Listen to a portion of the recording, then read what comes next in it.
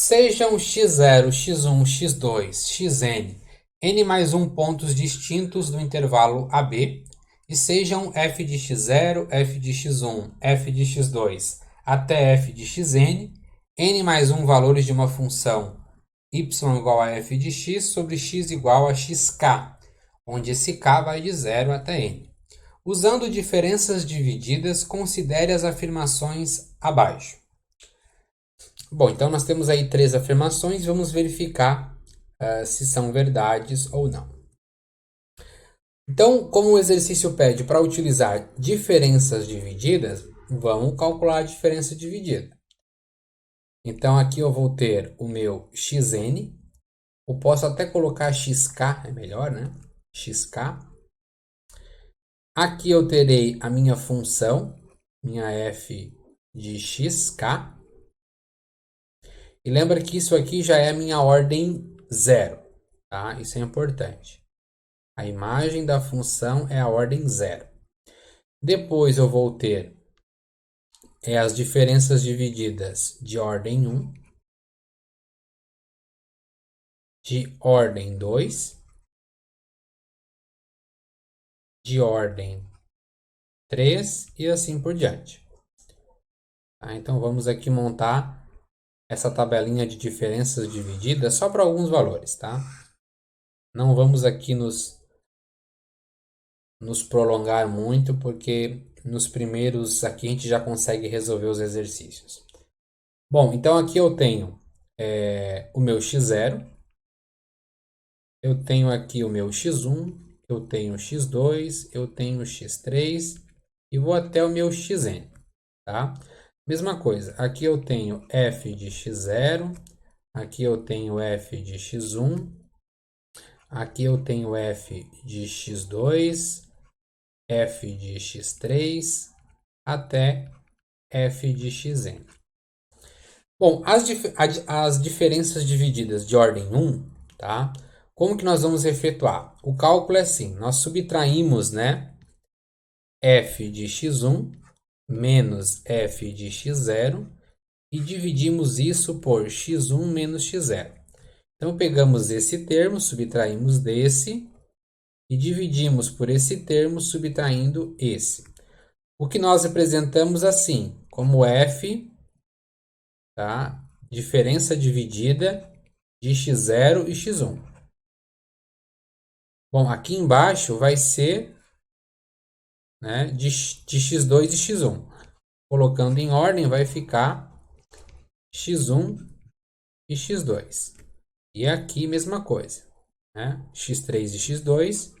Então vai ficar a diferença dividida entre x2 e x3. E prossegue, né? E a última aqui vai ser diferença dividida de xn-1 com x de n. Bom, de ordem 2, né, o que vai acontecer? Nós vamos utilizar a diferença dividida entre essas duas outras diferenças divididas de primeira ordem. Então, aqui vão envolver x0, x1, x1 e x2. Como o x1 está repetido, então nós vamos utilizar aqui f de x0, f de x1, perdão, f de x0, x1 e x2. E aqui a mesma coisa, né? O que repete é o x2, então vai ficar a diferença dividida x1, x2 e x3. E para finalizar aqui, nós vamos ter